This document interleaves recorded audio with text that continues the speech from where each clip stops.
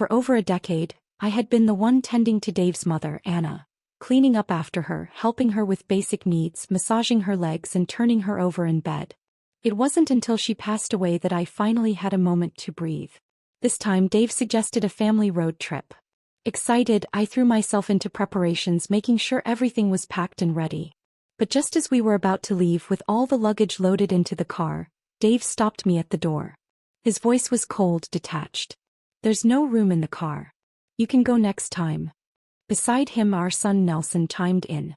"Mom, you're not young anymore. It's a long ride and you'll just complain about your back hurting again." Our daughter Daisy walked past me without a word and got into the car. And just like that, they all left, except me. The next day, Dave posted a picture on social media. In it, alongside our 2 children, was his close friend, a female friend. So this was the truth. While I had spent years trapped at home taking care of his bedridden mother, my husband had been traveling across the country with her. Standing on the balcony, I adjusted my reading glasses and studied the photos Dave had posted. I knew every person in them. My husband, Dave. My children, Nelson and Daisy. The people closest to me in this world. They looked so happy. A sudden memory surfaced. 2 years ago on Thanksgiving. I had wanted to take a family photo together on the couch. What had they said back then? "Too much hassle. Let's do it next time. Nobody takes those cheesy family portraits anymore. It looks dumb." So that's what it was. They just didn't want to take a picture with me. And yet, without me knowing, they had long since gathered around another woman, taking so many of those so-called cheesy family portraits. I knew her. Elena. She had been our college classmate. Dave's kindred spirit, as he used to call her. My hands trembled slightly as I gripped my phone. I turned away from the balcony and stepped back into the house. An empty house, one that now felt unbearably hollow. I wandered from room to room. Nothing had changed, yet today, everything seemed vacant. I had spent years taking care of Dave's mother, Anna, who had been bedridden. She couldn't be left alone for a moment. Dave, her son, had never wanted to take care of her. He always had an excuse. "I'm a man, it's not appropriate for me to do things like that." So all the responsibilities fell on me. Every holiday, every vacation, when they all went off to travel and enjoy themselves, I stayed behind, scrubbing soiled sheets and washing soiled clothes. I would daydream as I worked, waiting for them to come home and tell me stories about the places I had never seen. But when Nelson and Daisy returned, they would be too busy with school. At least Dave would bring me a gift. That was the only time he would wrap an arm around my shoulder, his voice warm and gentle. "You've worked so hard. This family really couldn't function without you. Jody, marrying you was the best decision of my life." I had grown up in the countryside, surrounded by men who were rough around the edges. A few sweet words from Dave and my heart would feel light, as if soaked in honey. I went to the bedroom and pulled out a small box. My collection of memories. A scarf. A few dried flowers. 2 postcards. A chipped seashell. A pair of tiny ceramic figurines. Looking at them now, I realized how cheap they were. Little trinkets, probably picked up from roadside stalls. He had pacified me with these things for over 30 years. Then I recalled the scarf around Elena's neck in the photo, an unmistakable LV logo printed on it. Our son had bought his girlfriend one just like it. Expensive. That tiny strip of fabric alone was worth more than most of my wardrobe. And the dried flowers, I remember now. When Dave gave them to me, he had smiled and said, "Fresh flowers don't last. They wither in days. But these dried ones, they'll last forever, just like our marriage." Looking back now, wasn't that the truth? Our marriage had been just like those dried flowers. Appearing untouched by time, yet brittle. Dry. Collecting dust, unnoticed by anyone. If he truly believed dried flowers were better, then why in that same photo was Elena cradling a fresh bouquet of roses? The more I thought about it, the angrier I became. With rage burning in my chest, I dialed Dave's number. He took his time answering, and when he finally did, his voice was low, impatient. "Make it quick." I didn't bother with pleasantries. So the car didn't have room for me, but it had room for Elena? There was a pause, just a second too long, before he scrambled for an excuse. "Elena just happened to be coming along. She's a friend, that's all. Besides, she was the one who helped book the hotel for me and the kids." "What, are you jealous of her now?" I let out a bitter laugh. Out of all the hotels in the world, only she could book one? I could have booked a hotel too. I took a deep breath before delivering the final blow. Or was it special? Did the hotel she booked come with someone to undress you? Softer sheets maybe? From the other end I heard a faint voice calling Dave's name. He didn't argue. Didn't try to explain. Just brushed me off with, "Stop talking nonsense. Don't go around spreading rumors. Elena is a dear friend, nothing more. So what, I didn't bring you this time? You can come next time, alright?" Then he hung up. Not long after I got a message from Nelson. "Mom, Aunt Elena got us a huge discount on the hotel through her friend. Daisy and I are both keeping an eye on Dad for you. They're totally above board, so what's there to worry about? Oh, by the way, I ordered a new computer. It should be delivered tomorrow. Can you move it into my room when it arrives? Be careful with it, it's expensive." I laughed. A dry, hollow laugh. So, I was too frail to sit in a car for long, but not too frail to lift a heavy computer for him? Ungrateful. Just like his father. Dave had always talked about how much he loved his mother, how much he cared about her. He would sigh, tell people how hard it was, how much he wished he could do more for her. Yet in all those years, the only time he ever shed a tear for her was when he was trying to impress an audience. The truth? He barely even fed her. I stared at the photo again.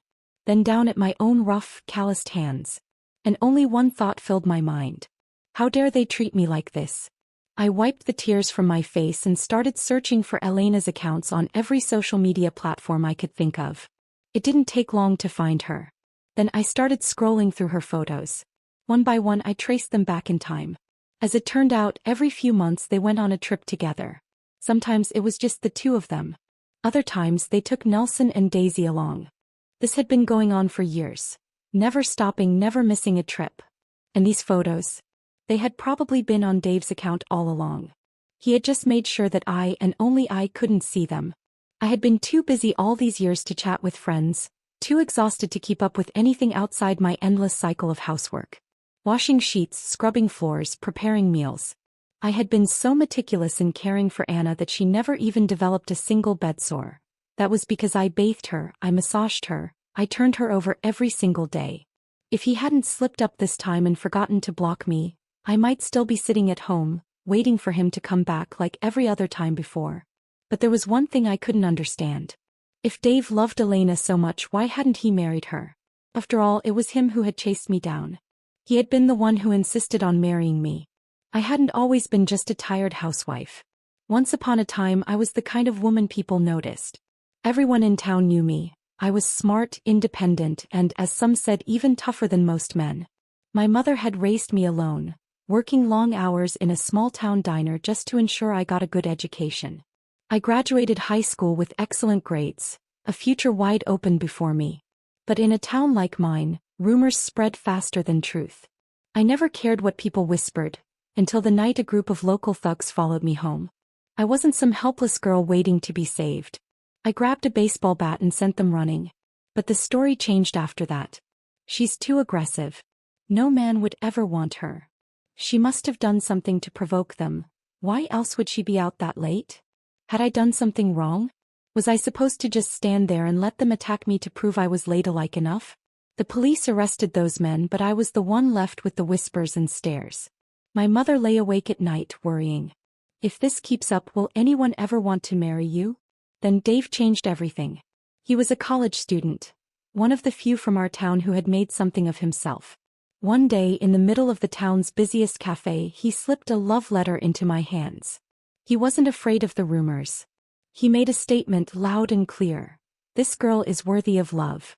And just like that, the town stopped talking. Everyone called me lucky to be chosen by such a respectable man. And I had been grateful to Dave for that. When he went off to college, I saved every penny I could, sending him new shirts and shoes. When he started working, I ran the household, raised our children, took care of his parents, and became the perfect wife, perfect mother, perfect daughter-in-law. I had stood beside him, hand in hand, in front of the minister as he vowed, "I will love you, cherish you, and be faithful to you for the rest of my life." But if he had always loved Elena, why hadn't he just told me? Why had he married me? My hands shook with rage. My chest felt tight as if something was lodged in my throat. I wanted to slap him hard, over and over again. But he wasn't here. The only thing of his in front of me was his favorite suit hanging neatly in the living room. I grabbed it, threw it on the floor, and stomped on it. But it wasn't enough. I needed more. I stormed through the house looking for something, anything, that would make me feel less powerless. Dave liked to pretend he was some refined intellectual. His study was lined with expensive books, notebooks filled with his handwritten notes and limited edition signed novels he was so damn proud of. He only wore high-end shirts, each one needing to be perfectly ironed. His leather shoes had to be polished to a shine every single day. And fishing, oh how he loved fishing. I had always been the one to clean and organize his gear after every trip. I had done so much for him. And what had I gotten in return? Blazing with fury, I grabbed his precious fishing rod and snapped it in half. Then I stormed into his study, yanked a stack of books off the shelf and was about to rip them apart. But I hesitated. Oh, that would be too easy. These were valuable. Worth money. A slow, cold smile spread across my lips. Fine. If he loved his precious books so much, I'd make sure they ended up somewhere they'd actually be appreciated. I marched into the bedroom, pulled out a suitcase and started stuffing it full. His first editions, his handwritten notes, his prized signed novels. Every last one of them. Then I zipped up the suitcase, grabbed the handle and walked out the door, head held high. I had an old friend who worked at the city library. We hadn't seen each other in years, aside from a brief encounter at the hospital where we exchanged a few pleasantries. This time I showed up at the library's doors, dragging my suitcase behind me. His eyes widened in shock when he saw what I had brought. Jody, these books and notebooks are incredible. Are you sure you want to give them all away? Yes, I said coolly. Dave has moved on to finer things. These are nothing more than discarded relics to him. Keeping them at home is a waste. Better to donate them so real book lovers can appreciate them. His fingers traced over the spines of the signed editions, his expression one of sheer reverence. He practically cradled a limited edition leather-bound classic in his hands. Jody, these books are impossible to find on the market now. Keeping them in the family would be a legacy. Are you sure you don't want to save them for your kids? Legacy? A bitter smile curled on my lips. What family did I have? My children didn't even care about me. Why would they treasure these books? Enough talking. Do you want them or not? If not, I'll take them somewhere else. His head bobbed quickly. Of course I want them. These are priceless. I watched as he clutched those books like buried treasure and I couldn't help but sneer internally. Great, I said. They're yours to handle now. I've got places to be. For the first time in a long time the weight in my chest lifted, if only slightly. I turned on my heels and went home to pack. This time I wasn't waiting for an invitation. I was taking myself on a trip. The world had changed. There were countless travel guides online, and even a woman traveling alone could find her way. I booked a train ticket to Chicago. It was my first time ever sitting in a train this comfortable. In the past I had only ever taken the cheapest Greyhound buses. I remembered my first trip. Dave had already moved to the city for work and told me to come see him. The bus was overcrowded. I was squeezed between two massive men, barely able to breathe. Across from me, another man had taken off his shoes, the rancid smell mixing with the musty air of the old bus, making my head spin. Even then I held on. I had refused to spend the extra money on a plane ticket. But now I had to ask myself, who was I even saving money for? The thought made something inside me snap. I got up from my seat and went to the train's cafe car, buying myself a hot coffee and a sandwich. It wasn't really expensive, I knew, but compared to the days when I pinched every penny in half, it felt like a luxury. Why had I spent my whole life scrimping and sacrificing, only for other people to enjoy the fruits of it? As I sat back and took my first sip of coffee, truly enjoying the moment, my phone vibrated. A text from Daisy. Mom, what did you buy? Why are you using Dad's credit card? Do you have to be so reckless?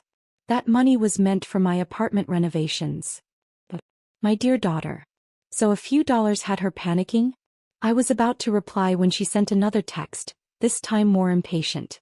I'm not saying you can't spend money, but can't you be more considerate? I didn't even ask for a car, just a little help with my place. And now you're taking that away too? That's too much. I was alive. Yet they were already planning out how my money should be spent. What was I? The cook? A maid? A servant whose every dollar had to be accounted for? I typed out my response, making sure every word was crystal clear. I used your father's credit card. If you have a problem, take it up with him. But don't forget, half of that money belongs to me. Even if he wanted to give it to you, he'd only have half the say. You didn't ask for a car, sure. But you did study abroad for 3 years. That cost over 100 grand. Meanwhile, your brother's at a state university, living on a budget of barely $1,000 a month. So tell me, who has spent more? Let me be clear, I am still alive. My money is mine to spend however I see fit. Even if I were to throw it into a fireplace just to watch it burn, it would still be none of your business. Then I turned off my message notifications. Outside the window, the landscape stretched endlessly, the world so much bigger than the little box I had been trapped in for decades. I wasn't about to let her ruin my mood. Chicago was dazzling, bustling, vibrant, alive in a way I had never experienced before. I had spent decades in that small town, where the most crowded place I had ever seen was the hospital waiting room. Out of habit, I nearly booked the cheapest motel I could find, telling myself there was no need to splurge. But then I thought of Daisy's message. I thought of how she and her father had spent their vacations soaking in hot springs, lounging in five-star resorts, how they had never once questioned their spending. Why was I the only one expected to be frugal? So I did the opposite. I picked a hotel that looked expensive. And it was worth it. The lobby smelled different, like luxury itself had a scent. A grand crystal chandelier sparkled above me, casting prisms of light across the gleaming marble floors, polished so smooth they reflected every movement.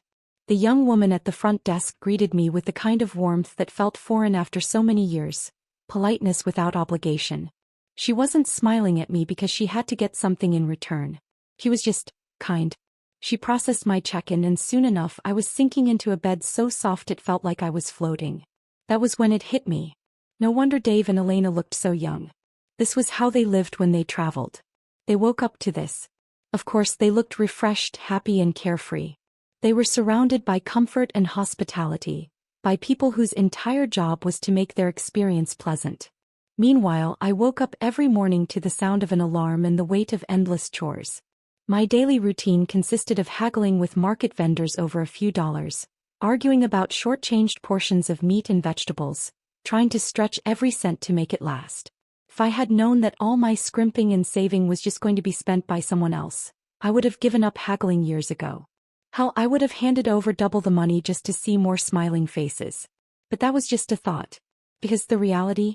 When I woke up the next morning and realized I had just spent over $400 for a single night's stay, my stomach clenched. And when I remembered that Dave had been spending this kind of money for years, my chest ached even more. Still, I had a city to explore. The front desk girl was just as cheerful as the night before, patiently explaining the best way to take the train to Millennium Park. Before I left, I asked her, "Hotels like this, they're always this expensive, right? No matter where you go?" He gave me a puzzled look. "Ma'am, this isn't a luxury hotel. We're just a chain of budget-friendly business hotels. 5-star hotels charge way more." Then, noticing my expression, she quickly helped me download an app to compare hotel prices and make bookings in advance. Curious, I searched for the hotel Dave and the kids were staying in. One night. $1,800. I stepped outside, standing in the middle of a bustling Chicago street, watching the waves of people pass me by. And I laughed. "Jody, what a joke you are. All this time you thought you were indulging in luxury. Turns out you weren't even close to touching their leftovers." I stood at the entrance of Millennium Park and asked a stranger to take a photo for me. A photo with just me in it, and yet it felt complete. I studied my own image on the screen. A vague memory surfaced. The last time I had taken a picture was with Dave during our wedding shoot. Back then my hair was thick, my smile was bright, and my voice carried 3 times louder than anyone else's. No. My hair was streaked with white, my face lined with exhaustion. It was as if these decades of marriage had drained me dry. But the moment didn't last long. My phone rang. It was Dave. "Jody, where the hell did you take my credit card? Where are you right now?" I couldn't tell if his panic was real or just for show. Either way, I answered calmly. "I'm in Chicago." He hesitated for a moment before snapping, "What are you doing running off like that? You've never traveled far before. What if something happens to you?" "Didn't I already tell you? We promised we'd take you next time. Why are you acting like a child at your age?" Then came the real issue. "And even if you're out, could you at least try to be frugal? You're spending way too fast. It's been one day and you've already blown through almost $600. That money was supposed to..." I cut him off. 786. Silence. What? I repeated, slow and clear. Between the hotel, food, and train ticket, I spent $786 yesterday. Not even half the cost of one night in your hotel. Tell me, Dave, why is it that in this family I'm the only one who has to be frugal? Why is it that my spending is the only one that bothers you? I had never questioned him about money before. Maybe that was why he was caught off guard. Instinctively, he blurted out, "That's different. You don't earn money." The second the words left his mouth, he must have realized his mistake. He scrambled to correct himself. "The kids are working now, Jody. They're under a lot of stress. This trip was to help them relax. Why are you comparing yourself to the kids? Anyway, what's done is done. You spent the money, so you should be happy now, right? But listen, the world isn't safe these days. You should come home. There's nothing going on at home right now, so while you're there, take my books out of the shelves and air them out for me." He actually had the audacity to tell me to air out his books. At that moment I thought maybe what really needs some fresh air is your damn brain, Dave. And then it hit me, his books. I had almost forgotten. I had donated them all. The image popped into my head. Dave walking into his study expecting his shelves full of prized books, only to find them empty. I almost burst out laughing right then and there. "Let Elena do it," I said, smirking. "Isn't she always so eager to help? Jody, what is wrong with you lately? Why are you so obsessed with Elena? I already told you we're just friends." I hung up. I wasn't about to let him ruin such a beautiful day by dragging me into his filth. Friends. He really had no shame using that word. I spent the entire morning at the Art Institute of Chicago, walking through halls lined with magnificent paintings. When I finally stepped outside, I hopped on the subway again, heading toward the historic district. At a cozy Italian restaurant, I treated myself to an authentic Chicago deep dish pizza, savoring every bite. From there, I made my way to Navy Pier, watching as the Ferris wheel turned slowly against the evening sky. As night fell, I finally boarded the train home. I had a battle to fight. Throughout my trip, I had seen families traveling together. Parents holding their children's hands, adult children pushing their elderly parents in wheelchairs, all of them laughing, enjoying their time together. The more I saw, the more certain I became. My husband and children had abandoned me. That was not my fault. And if they had so easily cast me aside, then there was no reason for me to hold on to them any longer. From this moment on, my life would be mine to control. They came back 2 days early. And they brought Elena with them. The moment Nelson stepped through the door, he shouted, "Mom, we've got a guest." Daisy, without even glancing at me, kicked off her shoes and headed straight for the fridge. Upon finding it empty, she turned back with a frown. "Mom, why didn't you get any juice? I texted you on the way home." I stared coldly at Nelson. "If you're planning on replacing me, there's no rush. Take a few more days. Then you can invite whoever you want over." Then turning to Daisy, I asked, "How much did you pay me to be your maid?" Daisy blinked, confused. "Mom, what are you talking about?" Elena let out a light chuckle and made herself comfortable on my couch. "Dave said you misunderstood everything. He wanted me to explain that it was just a coincidence. I just happened to run into them on this trip." She smiled, tilting her head slightly as if this was just an amusing little mix-up. "Jody, we've known each other for years. If there was really something between me and Dave, why would he have pursued you back then?" I picked up the throw pillow behind her and patted the dust off it. I had made that pillow myself. It would be a shame if she dirted it. Some people like eating steak in their youth and end up eating shit in their later years. Tastes change. Who can say for sure? I met her gaze and smirked. Who knows what Dave was thinking? People change. But I do find it interesting. A man and a woman conveniently taking trips together every few months. Hard to believe it's just because they're tired of their usual meals and not craving something filthier. Elena's smile froze. "What exactly are you implying?" she said, voice a little sharper now. "Throwing around disgusting accusations with no proof. Do you enjoy slandering others?" She scoffed and added, "No wonder you had such a terrible reputation back in town. And to think Dave used to say you were kind. He really misjudged you." Daisy glanced between us, rolling her eyes before stomping off to her room when she realized I wasn't paying her any attention. Nelson, however, was eager to jump to his new mother's defense. "Mom, you're being ridiculous. How can you talk about Aunt Elena like that? She came here out of kindness to clear up this misunderstanding between you and Dad. I cut him off with a slap. The sound echoed through the room. Nelson clutched his face, eyes wide with shock. Mom, you actually hit me? I nodded. And I'll do it again if you keep lying. His mouth opened but no words came out. Was this the first time you accidentally ran into her on a trip? Or has it conveniently happened every single time? I grabbed a stack of photos and flung them at him. What a wonderful son I raised. So obedient, so filial, to someone else's mother. But when you come home, I'm nothing but a servant to you, isn't that right? Lying comes so easily to you. Now go ahead, explain it to me. How is it that she just so happens to end up on every single one of your family vacations? Nelson shrank back into the corner of the couch, silent. Elena's eyes darkened as she glanced at the photos. And what exactly do these prove? She said, her voice colder now. We're just travel companions. It's not like we did anything inappropriate. She let out a small laugh. What, did you think Dave should have taken you instead? She asked, raising an eyebrow. Tell me, Jody, do you really understand what travel means? Do you think you and Dave could ever connect on that level? Could you ever stand before the Grand Canyon and truly appreciate its grandeur? She leaned forward slightly as if offering me a piece of wisdom. People should know their place. You know nothing about Dave's intellectual world. And honestly, given your past, you should be grateful he married you at all. He never abandoned you despite everything. Tell me, if you were in his shoes, could you look at your own reflection every day and feel love? I reached up and touched my face. Then I laughed softly. Elena, I said, tilting my head, do you really think you're superior? Her confidence wavered for a split second. We took the same entrance exam, didn't we? And as I recall, your score was dozens of points lower than mine. I smiled. I got into university but chose not to go. And you?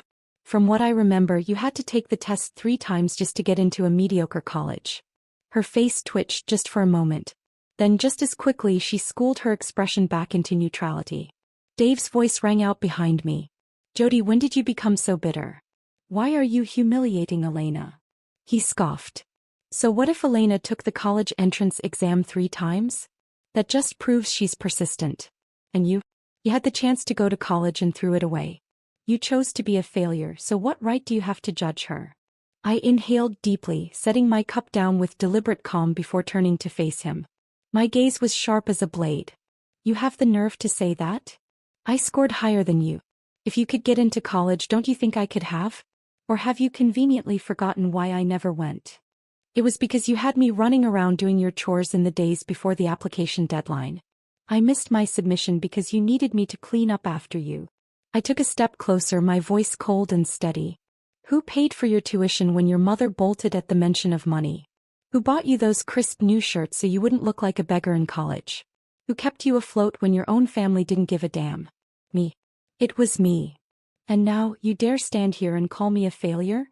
Dave's face turned bright red. Whether from shame or anger, I didn't care. His fists clenched tightly at his sides. Jody, you're a bitter, cruel woman. Beside him, Elena placed a gentle hand on his arm, adopting her usual fragile, pitiful expression. And then Nelson, who had been conveniently silent until now, suddenly jumped in to defend them. Mom, that's enough. Can't you just talk without attacking people? I let out a sharp laugh and stared him down. Fine. Then you tell me, why is it always Elena going on vacations with your dad instead of me? You 3 go off on your little adventures, and when you come home I'm expected to play maid. So tell me, Nelson, do you see me as your mother or just a free housekeeper? Nelson opened his mouth, then shut it again. He had no answer. You think you're the victim? I continued, my voice steady and relentless. Daisy complains I favor you. You complain I favor her. You 2 really are twins, so perfectly in sync. Every time you both got into trouble, Daisy admitted her mistakes. But you stood there, stiff-necked, talking back. And when she went abroad, did I not ask for your opinion first? You agreed. But now you've decided it was unfair. You want to talk about favoritism? You think I chose to spend money on Elena instead of you? Your father set your allowance, not me. The only extra money you ever got came from my savings. I let my gaze drift back to Elena, my tone sharp. And guess where that money went? Straight into their little vacations. Every cent you thought I had saved for you was spent on them. Nelson's face twisted as he looked at me, then at Dave, who refused to meet his eyes. Finally, without another word, he stomped off to his room. At last, peace. I turned to Dave, my voice calm and resolute. I want a divorce. Dave hadn't even processed my words before Elena gasped like she had been struck. No. You can't divorce him. She looked frantic, her usual composed demeanor cracking. What does that make me if you two split up? This will ruin my reputation. I haven't done anything inappropriate. Dave, in contrast, remained utterly unfazed. He held Elena's hand, his grip firm, his expression smug. Are you sure? He asked, his tone almost amused. You really want to go through with this? Jody, let's be honest. You're useless on your own. Who's going to support you after this? No one's going to hire you. I let out a slow, cold chuckle. You really have the gall to say you support me? Tell me, Dave, do you have any idea how much you owe me? Hiring a nurse for a bedridden patient costs at least $2,000 a month. I took care of your mother for 16 years. You walked around in expensive clothes during college. Those were paid for by me sewing clothes late into the night. Your first job paid you only $1,500 a month, remember? Meanwhile, I raised 2 children and took on seamstress work just to keep our household running. And now, after everything I've done for you, you have the audacity to tell me you supported me? Dave's face burned with color. Whether it was rage or shame, I didn't care. I pulled a stack of papers from my bag and placed them on the table. Sign it. We're finalizing this tomorrow. Dave snatched the divorce papers, his eyes scanning the terms. Then with a cruel smirk, he ripped them to shreds. Half of my assets. Keep dreaming. At most, I'll give you $15,000 as a settlement. Take it or leave with nothing. I smiled. Are you sure you want to do this, Dave? I'm giving you an easy way out. A clean break so you and your good friend can finally live happily ever after. Dave scoffed. There's no reasoning with you. I nodded. All right, Dave. Just remember, you chose this. I grabbed my bag and turned toward the door. Behind me, his voice rang out one last time. Jody, where do you think you're going? The house isn't even clean yet. I didn't turn around. Go to hell, Dave. Early the next morning, I stationed myself right outside Dave's office building. Beside me, I propped up a large poster board covered with pictures and details of Dave and Elena's grand love story. A crowd gathered. I wasn't embarrassed in the slightest. Whenever someone asked, I told the story vividly. How he was a heartless man, how he had leeched off his wife for half his life, how he built himself up by draining me, only to turn around and try to kick me out with nothing. Dave had always played the role of the principled man, spouting nonsense about loyalty and responsibility to anyone who would listen.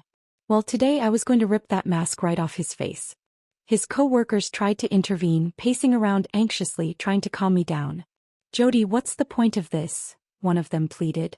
Look, maybe Dave was wrong, but you don't actually have proof that anything physical happened between him and Elena, do you? Why don't we just get him to apologize? You've been together for so many years. You should be enjoying your life by now.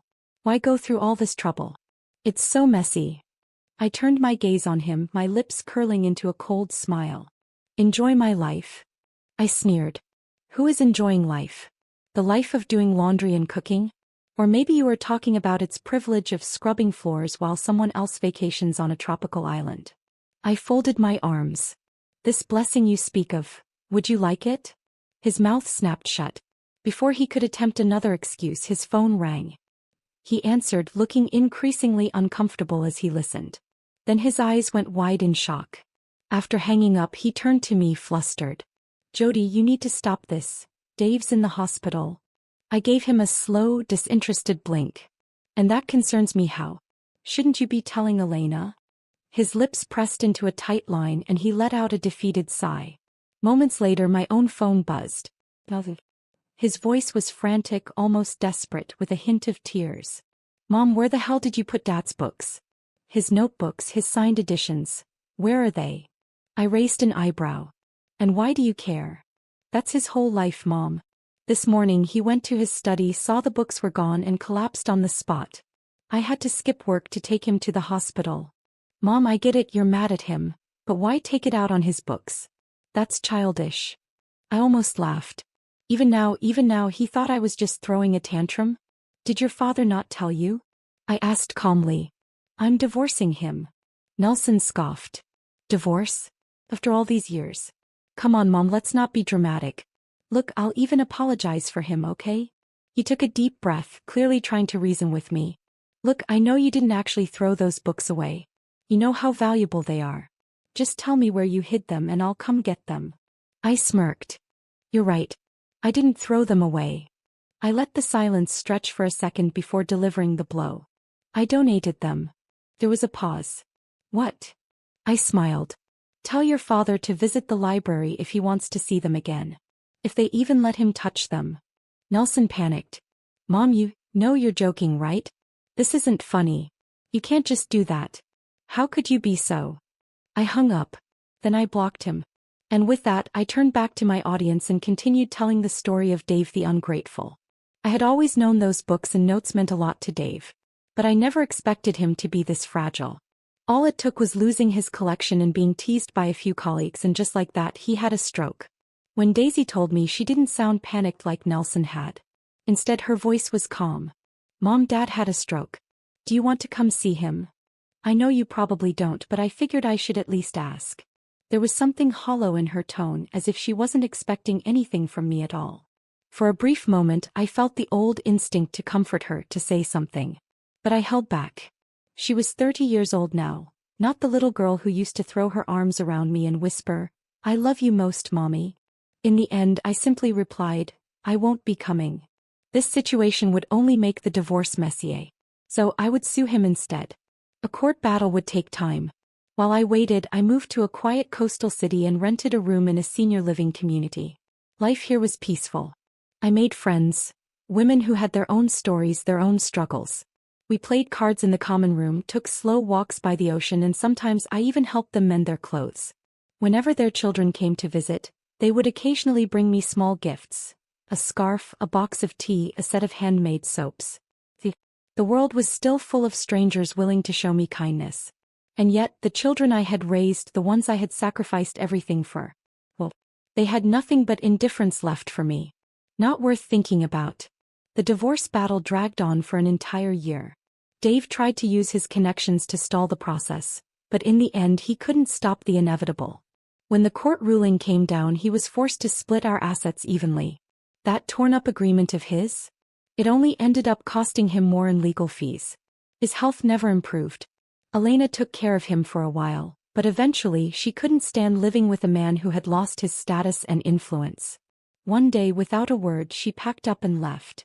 Nelson and Daisy had long since grown tired of the mess. They had their own lives, their own worries. The same children who once relied on him for financial support now found themselves unable to care for him. And so he was sent to a nursing home. I never went to see him. That chapter of my life was closed. After the divorce, my days were lighter than I ever imagined. I stayed in the seaside town for a year before enrolling in a community crafts class.